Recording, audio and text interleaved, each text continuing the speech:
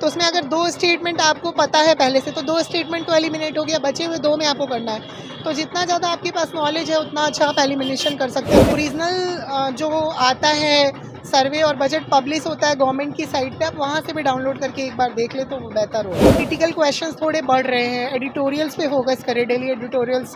और daily newspaper में बहुत सारे ऐसे न्यूज़ होते हैं जो आपको मेंस में ही नहीं, इंटरव्यू तक काम आते हैं।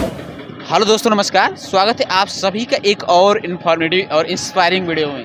दोस्तों, इस टाइम 69 बीपीएससी इंटरव्यू चल रहा है और सर अभी आ रहे हैं इंटरव्यू देकर। सर से जानेंगे कि क्या प्रश्न पूछा गया और जो 17 बीपीएससी प्रीलिम्स होने वाला है, लगभग 2000 से ऊपर पोस्ट है जो आपके तैयारी में एक महत्वपूर्ण भूमिका निभाएगी। सर का गाइडेंस और जो आप इम्पोर्टेंट बातें। तो सर हमारे तरफ से जो प्यारे छात्र वीडियो देख रहे हैं उनके तरफ से भी स्वागत है हमारे चैनल पर। Thank you so much. First of all sir हम आपसे जानेंगे कि आपका नाम क्या है और आप कहाँ से हैं? मेरा नाम मयंक है, मैं अभी मुजफ्फरपुर से हूँ और मैं अभी वर्तमान में पटना में कार्यरत हूँ। सर किस बीपीएससी की? मेरा बीपीएससी 68 में प्रखंड कल्याण पदाधिकारी में हुआ था, बट मैं अभी उसमें ज्वाइन नहीं कर पाया हूँ। मैं अभी सहायक प्रशाखा पदाधिकारी के पद पर सचिवालय सेवा में ग्रामीण कार्य विभाग में कार्यरत हूँ।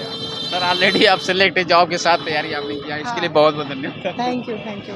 और सर थोड़ा सा हम जानना चाहेंगे कि आपके अब तक एकेडमिक बैकग्राउंड क्या रहा, आपने क्या मतलब क्वालिफिकेशन किया? मेरा जो स्कूलिंग और कॉलेज इवन तक पोस्ट ग्रेजुएशन भी मेरे होम टाउन से हुआ है।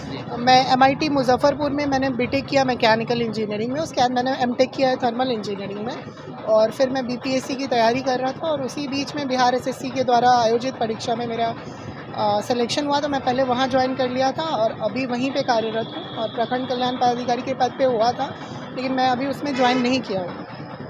सर अभी आप इंटरव्यू देकर आ रहे हैं, कुछ क्वेश्चन यदि आपको रिकॉल कर पा रहे हैं तो सर बताइए। सर देखिए, क्वेश्चन मेरे से बेसिकली जैसे मेरा जो बोर्ड था वो पिछली बार भी मैं उसी बोर्ड में था, गंगा बोर्ड था इस बार, और जो चेयरमैन थे वही पिछली बार भी थे, तो वो मुझे कहीं ना कहीं पहचान गए थे। तो उन्होंने मुझसे पूछा कि पिछली बार मेरा सिलेक्शन, और बीपीएससी ने पहले भी लिखवा लिया था कि आप किस पद पे सिलेक्टेड है अगर पहले से हैं तो अनुसूचित जनजाति और जाति जनजाति के बारे में मेरे से प्रश्न शुरू हुआ कि उनके मतलब क्या क्या चुनौतियां अभी भी उनके साथ या पीछे उनके साथ जो पूरी कुरीतियाँ हुई हैं उसके बारे में मेरे से पूछा गया।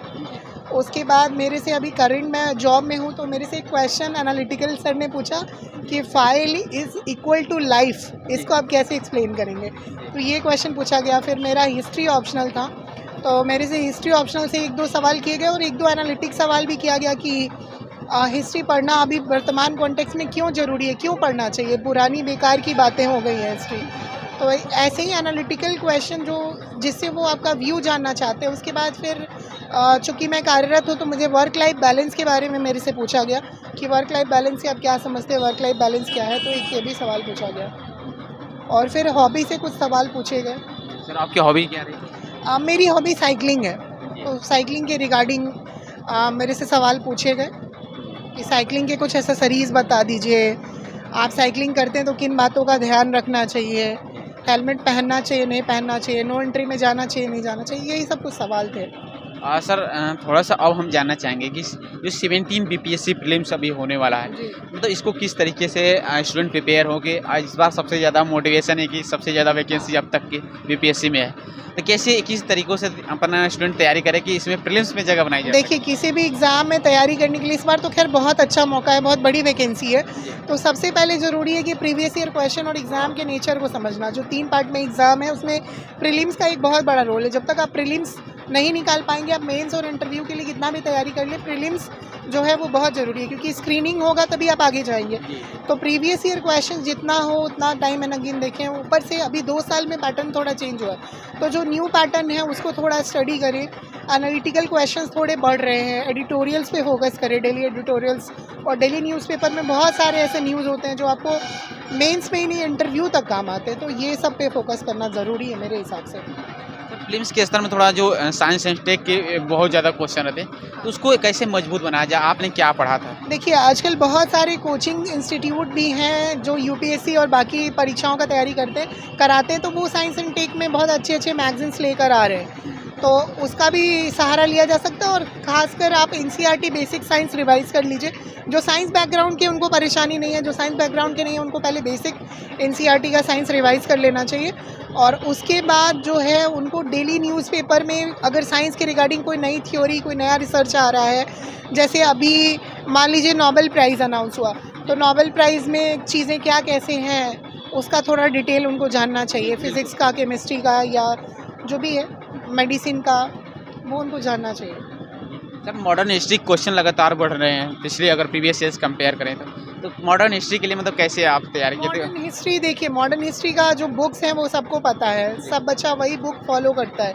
बाकी एनसीईआरटी पढ़ ले और नेशनल मूवमेंट को अच्छे से पढ़ें, ज़्यादा फोकस नेशनल मूवमेंट पे है, और कुछ अच्छे टेस्ट सीरीज़ लगाएं जिससे कुछ नए क्वेश्चंस का आपके पास भंडार बढ़ता जाता है, तो वो एक बहुत बड़ा रोल है। जो सर बिहार स्पेशल जैसे इकोनॉमिक सर्वे कुछ डाटा वगैरह है, उसके लिए सर हम आपसे कुछ गाइडेंस जानना चाहेंगे। हाँ, बजट और सर्वे का डाटा देख लेना चाहिए। कोचिंग वाले उसका जिस निकालते हैं, लेकिन अगर हो सके तो आप ओरिजिनल जो आता है सर्वे और बजट पब्लिश होता है गवर्नमेंट की साइट पे, आप वहाँ से भी डाउनलोड करके एक बार देख ले तो बेहतर होगा। सर प्रीलिम्स के स्तर पर थोड़ा सा हम आपसे थोड़ा सी तरह जी थोड़ा सा और ये बस सर थोड़ा सा प्रीलिम्स के स्तर पर आपसे हम जानना चाहेंगे, जिसे 150 क्वेश्चन होता है, 1/3 नेगेटिव मार्किंग है, तो इसमें कितने हमें क्वेश्चन टच करना चाहिए और क्या सर कितने क्वेश्चन तक हमें रिस्क लेना चाहिए? देखिए, कितने क्वेश्चन टच करना चाहिए ये तो अपना अपना क्षेत्र है, अपने अपने हिसाब से करना चाहिए, अपने कैटेगरी और अपने सुटेबिलिटी के हिसाब से कट ऑफ को पहचानिए कि कट ऑफ क्या है, प्रीवियस पास्ट ट्रेंड क्या है, क्वेश्चन के नेचर को पहचानिए। अगर क्वेश्चन टफ है तो वो सबके लिए टफ होगा, तो उस हिसाब से बहुत ज़्यादा तुक्केबाजी अब नहीं चलने वाला है बीपीएससी में, क्योंकि वो वन लाइनर में था। मल्टीपल स्टेटमेंट में तुक्केबाजी से काम नहीं चलेगा, तो उससे बाहर निकलना चाहिए और एनालिटिकली एलिमिनेशन का यूज़ करते हुए आप क्वेश्चन अगर बनाए नहीं तो एलिमिनेशन का यूज़ करते हुए बनाए। बहुत ज़्यादा निगेटिव मार्किंग हो गया है तो बहुत ज़्यादा अटैम्प्ट करना भी बेवकूफ़ी होगी। जो सर एलिमिनेशन आपने बताया, कैसे इसको मतलब स्ट्रांग अपने डिसीजन को बनाया जाए, कुछ तरीका आप बता सकते हैं गाइडेंस? देखिए, एलिमिनेशन का तरीका कुछ खास नहीं है, आप जितना ज़्यादा आपका नॉलेज बढ़ेगा उतना अच्छा आप एलिमिनेशन कर पाएंगे। जैसे फॉर एन एग्जांपल 4 स्टेटमेंट हैं, तो उसमें अगर 2 स्टेटमेंट आपको पता है पहले से, तो 2 स्टेटमेंट तो एलिमिनेट हो गया, बचे हुए 2 में आपको करना है। तो जितना ज़्यादा आपके पास नॉलेज है उतना अच्छा आप एलिमिनेशन कर सकते हैं अपने कॉमन सेंस से, क्वेश्चंस को थोड़ा ध्यानपूर्वक पढ़ के, क्वेश्चंस के जो क्वेश्चन की जो मूल भावना है और उसके शब्दों को समझ के एलिमिनेशन लगाना चाहिए। सर करंट अफेयर्स कितने दिन, अगर बात करें प्रीलिम्स के स्तर पर, तो कितने दिन पुराना मस्ट होता है? अगर देखिए, मिनिमम 6 मंथ्स तो बहुत ज़रूरी है, अगर आप 1 साल का कर ले तो बहुत अच्छा रहेगा, बट 6 मंथ बहुत ज़रूरी है कि करना। कुछ सर टॉपिक सजेस्ट करना चाहिए जैसे इस टॉपिक से ज़्यादा क्वेश्चन आते हैं जैसे आपके? देखिए, ऐसा कुछ फिक्स नहीं है कि ऐसे टॉपिक, जैसे आपने पहले ही बोला कि हिस्ट्री का एक अच्छा खासा वेटेज रहा है बीपीएससी में, तो हिस्ट्री अच्छे से कर ले। साइंस एंड टेक का अच्छा खासा वेटेज रहा है। बिहार स्पेशल भी थोड़ा देख के जाएं। 10 क्वेश्चन मैथ्स रीजनिंग का थोड़ा आसान होता है तो वो कम्प्लीटली स्कोरिंग होता है, वहाँ गलती से बचे। इन सब बातों का ध्यान रखें। पॉलिटी ज्योग्राफी भी थोड़ा कर ले।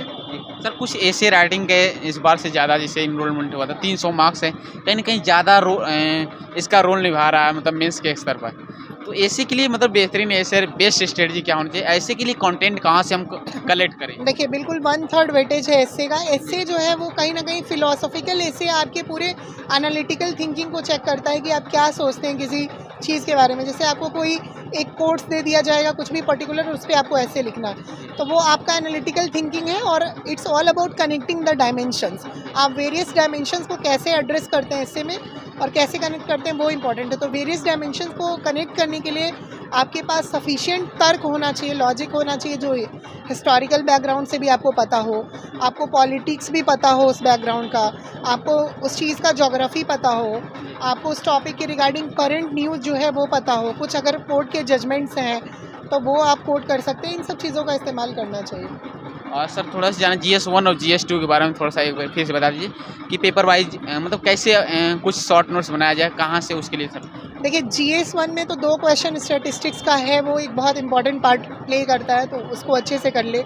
उसके अलावा शॉर्ट क्वेश्चंस हैं, तो short questions current affairs based ज़्यादा आते हैं, या कोई लॉन्ग टॉपिक जो आप पहले प्रिपेयर करते थे।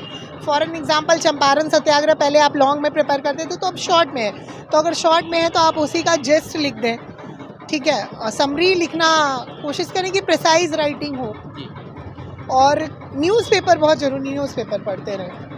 एक लास्ट क्वेश्चन रहेगा सर, कहीं ना कहीं स्टूडेंट जैसे आपने तो 2 जॉब लिया, तीसरी जॉब ये आपकी है, कहीं ना कहीं स्टूडेंट अगर डाइवर्ट हो जाते हैं कि नहीं होगा तो क्या करेंगे, तो अपने मोटिवेशन को कैसे धैर्य बनाए रखें, उसके लिए क्या करें सर? देखिए डीमोटिवेशन डेली होता रहता है लाइफ में सर। देखिए सेल्फ मोटिवेशन बहुत इंपॉर्टेंट है, और सक्सेस में जो 3 P's है वो बहुत इंपॉर्टेंट है, प्रैक्टिस, पेशेंस और पंक्चुअलिटी। तो आपको पंक्चुअल होना पड़ेगा, आपको ज़्यादा से ज़्यादा प्रैक्टिस करना पड़ेगा, और आपको पेशेंस बहुत रखना पड़ेगा। जैसे हम लोगों ने भी बहुत कुछ सुना है, लोग बहुत कुछ बोलते थे, ठीक है, कि प्राइवेट जॉब नहीं जा रहा है, ये नहीं कर रहा है, वो नहीं कर रहा है, तो ये सब चीज़ें चलती रहती है। सबकी लाइफ में कुछ ना कुछ समस्याएँ हैं, बट समस्याओं का आना, वो कहते हैं ना कि पार्ट ऑफ लाइफ है, और उससे बाहर निकलना आर्ट ऑफ लाइफ है। तो बस उसी को यूज़ करते हुए उससे बाहर निकलिए, अपनी समस्याओं को पहचानिए और उसको अपना स्ट्रेंथ बनाइए, वीकनेस नहीं। और उस स्ट्रेंथ को यूज़ करते हुए, और अब ऐसा है कि पहले एक धारणा थी कोचिंग ऐसा ज़रूरी नहीं है, आप सेल्फ स्टडी से भी मेहनत करके कर सकते हैं। मैंने आज तक कभी कोई कोचिंग नहीं लिया, लेकिन सेल्फ स्टडी के बेसिस पे भी अगर आप रेगुलर हैं तो आप कर सकते हैं चीज़। और thank you so much sir, आपने अपना कीमती समय दिया। और इस बार मैं ऊपर वाले से प्रार्थना करूँ, इस बार आपको SDM जो बिहार प्रशासनिक सेवा हो वो आपको मिले। एक्चुअली आपकी ये विश 70वीं में शायद पूरी हो जाए, क्योंकि 69 में SDM का पद नहीं है, जी ओके। वैसे पुलिस उपाधीक्षक का पद है। आगे आप सबकी दुआएं, भगवान का मर्जी, देखते हैं। और thank you so much sir, बहुत बहुत धन्यवाद। Thank you so much.